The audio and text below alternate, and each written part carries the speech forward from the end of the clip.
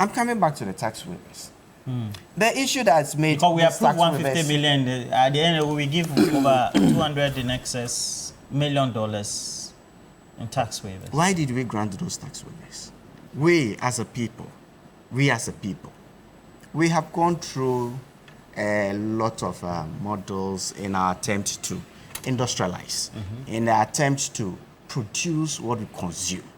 The government of the New Patriotic Party, led by His Excellency Nana Addo Dankwa Akufo-Addo, came and introduced a policy, one district, one factory. And this policy was supposed to be private, or is supposed to be private sector led. And that is what we have done since we came into power in 2017. I recollect in 2019, in fact, I was a member of the Finance Committee that passed a resolution that, look, our support to these industries to ensure that we are able to produce what we consume in this country will be to support them in any way or form, to the extent that the president set up a whole secretariat to ensure that companies that were interested in this policy got assistance in any way or form. The issue of tax waivers, I tell you that, look, when it comes to tax waivers, the NDC does not compare to us in any way or form. Why? Because, look, in 2022, we have passed the Exemptions Act. And this Exemptions Act is to really clarify who qualifies, how this is processed, and how this is monitored. It's in place. What happened in Parliament last week, these exemptions, they have been on the table for a while. And the reason we granted those exemptions was to support specific companies. This resolution had been passed in 2019 in the committee that I was part of. And so it was in pursuance of this. In any case, we have a constitution. That is why I borrowed your constitution this morning. Check Article 1742. Says that. Article 1742 says that every or any such waiver, even when approved by the executive, has to go to Parliament for ratification. And that we have done to the letter. Every exemption that's been granted under this government had gone through Parliament. Unlike what we used to have. I have here letters, if you like.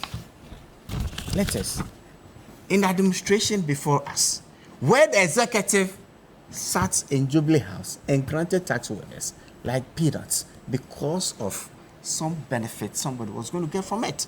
This time round, the difference is that every tax exemption is being done per the constitution that we have agreed to be governed by.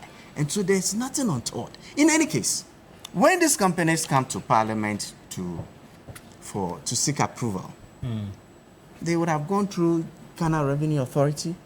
They would have brought a whole schedule of individual items that has to be procured.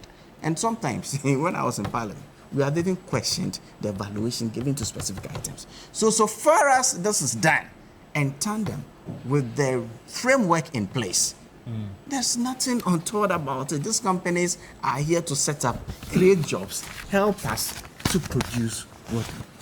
I'm sure last week you were talking about the currency. So what you're referring to? There is nothing what you're referring to is that at one hand there's an intent, an objective for which these tax waivers are given. And the documents are bound on that these industries will come in and then they have specific obligations to meet, i.e. create jobs, expand, etc.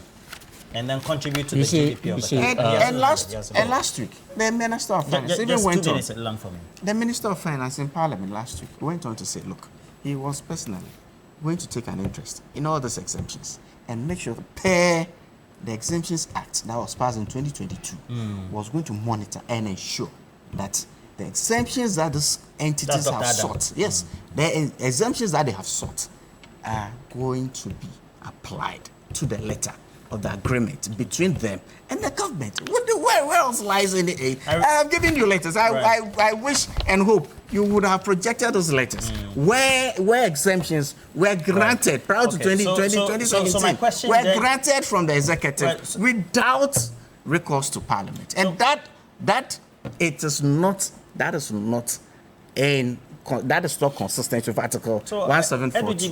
My question then will be, I remember even in the 90s, late 90s thereabout, or from 95, 96, 97, even the Rawlings administration, they had a number of interactions with the Malaysians, the Brazilians, etc.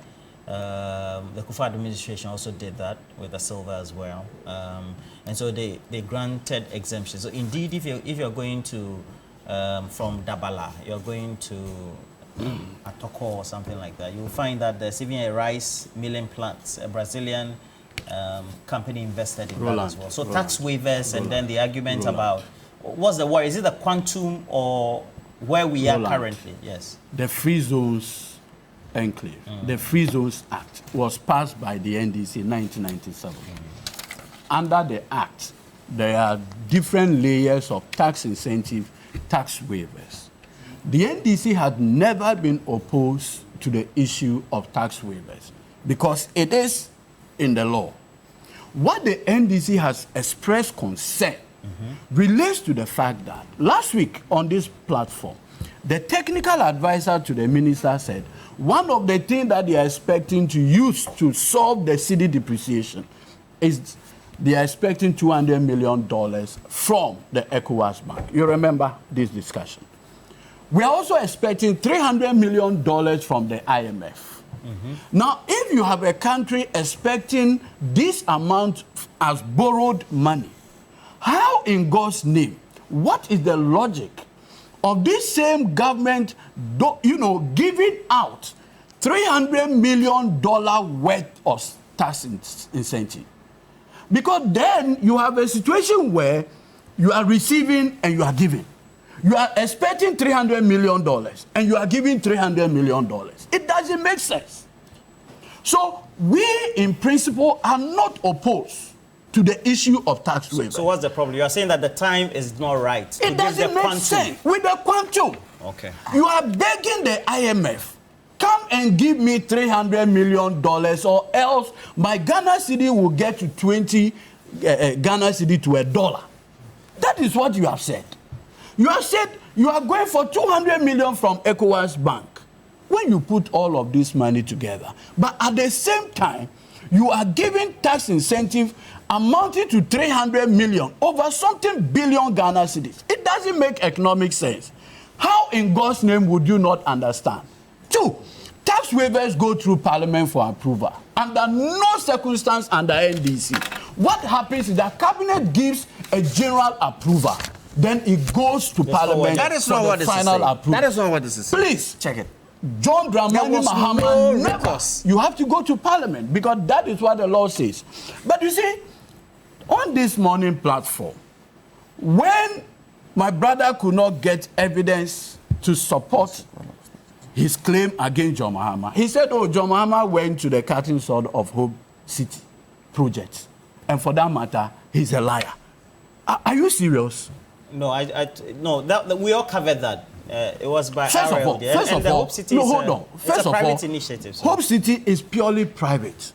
As we speak, you have given taxpayers money, $11 million to a Chinese company that has checked out. How do you compare it to Hope City? There you go again. Please. There you go again. The people watching us are very intelligent, and let's speak intelligently to them. But you see, I am not surprised that this conversation had come up. Because you see, you were here when Akufo-Addo gave part of Ghana Infrastructure Investment Fund, you remember, to Puma, Dr. Nyantechi, his in-law. Now, if you put all of these things together, it tells you one thing. But they're supposed to put up the hotel. He came to Parliament. He came to Parliament. But that's the point. I was in Parliament when he came. No, this is a public This morning you have decided to be extremely he made rowdy. the point that You have decided to be extremely rowdy. What is wrong with you? Oh, please, come on. What is wrong with you? Come on. Oh, what is wrong with me? Yes. What is wrong with you? Exactly what is wrong with you? Because when I started and I was speaking of garage. Specific reason. You gave a reason, but I don't have a reason. But you see, because you are saying you are also misleading the people who are watching us this morning. The Puma project, if you take a look at it, it's for a specific, even though it was criticized widely by people, so you but this was approved by Parliament. But you see, the point ought to be made. All tax waivers go through a parliamentary process. GRA, because under the laws of this country, the only person that can give a waiver of any tax whatsoever is the Parliament of the Republic of Ghana. If you felt something untoward was happening, you could have gone to court to challenge it. Nothing whatsoever. John Mahama has not acted unconstitutional, and nobody has challenged that till we speak to date. Now, you see, like I pointed out, we must appreciate that the recklessness, the incompetence, the pervasive corruption that we have seen under the Akufo-Addo administration, that is what has brought the economy to this point. And that is why today, Guta, spare parts dealers are all calling for a change relative to the management of this economy. And I want to make it clear that so far as Akufo-Addo remain in power, nothing will change about the economy. It's as simple as that. But did you know the voters decide that? No, that is why I'm speaking to the voter out there. Okay. That you have given these people 8 years. Out of the 8 years, they've wasted it. Nothing good to write home about. They took the Ghana cedi from 4, now it is beyond 15 Ghana cedis. Where is the hope? Same story, different dates. We saw this in the run-up to the 2008 Where is the hope? Where appointees of President Kufuor's cabinet were supposed to have money, even more than the whole economy of Ghana. But Cecilia, this is just their route. Meanwhile, the NDC were in power from 2009 to 2016. Not a single person, not a single appointee of President Kufuor was convicted. Let's get not a single appointee of President Kufuor was appointed. Before we wrap up. What's convicted?